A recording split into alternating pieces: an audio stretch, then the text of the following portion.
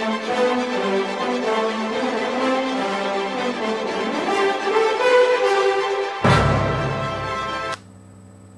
hey, long time no see. So I've had a haircut since we last talked, and my hair can't. Sometimes it can't decide what side to be on. Like a bald spot. Today is my birthday, and today is also the day my niece turns 3 months old. Every month, my sister has been singing happy birthday to her in preparation for her first birthday, so that she's not one of those 1-year-olds that everybody sings happy birthday to and they freak out because it terrifies them because a whole room of people is singing a song to them they've never heard. It's a good idea. You should do it to your babies too. Obviously, since it's my birthday and her kind of birthday, I figured I'd sing it for her this time. And I'm gonna sing it the way German people sing it. The same, except they say Liebe instead of dear, which basically means the same thing. They have a German birthday song, but I don't know it. Maybe next month. Happy birthday to you. Happy birthday to you. Happy birthday, liebe Charlie. Happy birthday to you. What I need to catch you up on is going to Florence, going home for 2 weeks, and where I currently am in Majorca, working with my host family.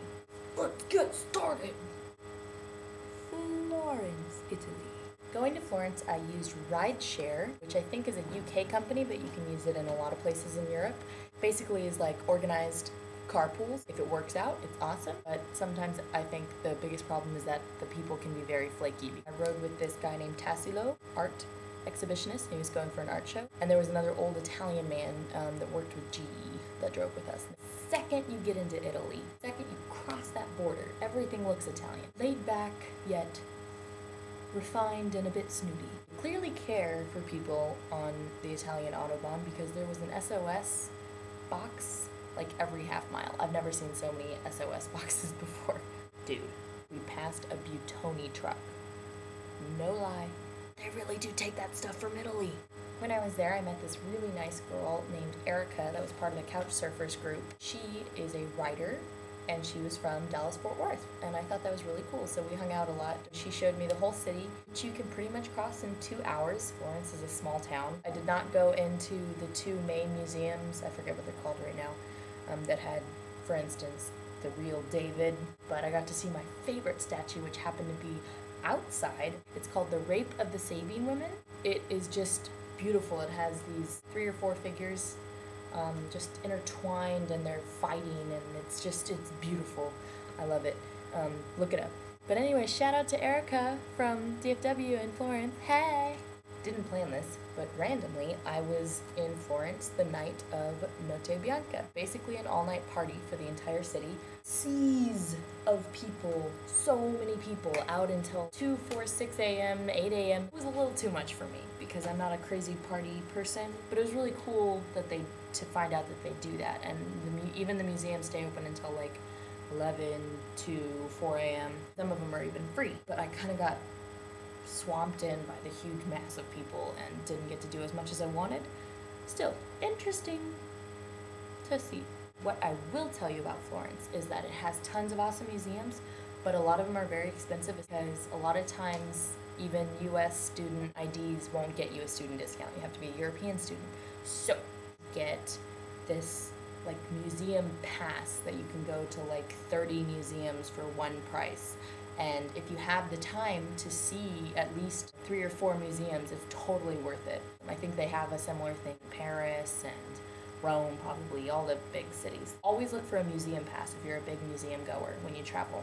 My favorite museum that I went in was the Da Vinci Museum. Tiny little hole-in-the-wall museum that I just happened to pass by when I was wandering the streets. There's a bunch of the machines that he designed in it, and drawings and explanations of the anatomy. I was bugging out. It was totally nerdgasm. It was awesome. I got the Anatomy of Man jigsaw puzzle and gave it to my couch surfing host as a present, and we finished it like that day. Holy crap. Gelato in Italy is the best gelato in the world. I had gelato 3 times in the 2 days I was there. Really, it was like a day and a half, and I had gelato 3 times. That's quite a bit. Glorious 2 weeks visiting home. Oh, it got darker. Then I went home for a glorious 2-week vacation to visit my family and my brand new niece. Pretty much most of the time was spent driving around, visiting people I missed, and eating my weight in Mexican food. Most of my diet while I was home the entire time was Mexican food and Wendy's drive-thru. I didn't think I missed Wendy's that much. It's pretty freaking amazing. I got to see my new niece, Charlotte. She is just a peach. She's adorable. She totally looks like the marshmallow man from Ghostbusters when he gets all blown up. And she has like crap tons of hair, and it looks exactly like mine. Like, she looks like me when I was a baby. Well, at least we know she'll look good when she grows up. I also got to see my mom's school kids put on the production of 101 Dalmatians at my home theater, Cats, and they were super adorable. I always help every year with the choreography, and this was the first year in like 4 that I haven't been able to because I was here. But I got home right when it was performance time, so I got to watch them, and they were so cute. I made sure to help draw little evil mustaches on the 2 henchmen. The 4th and 6th grader really enjoyed that.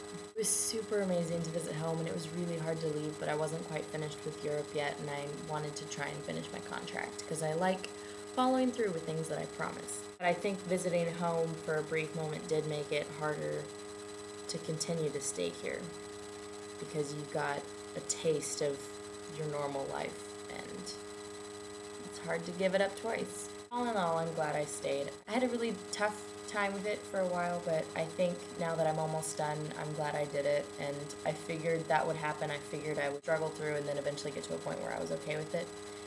And this is still not a job I would ever do again. It's a great once-in-a-lifetime kind of thing. And as my dad pointed out, I've seen more places than most will ever get to in their life, and I've seen more than he has in his 25 plus years of traveling around with his company, so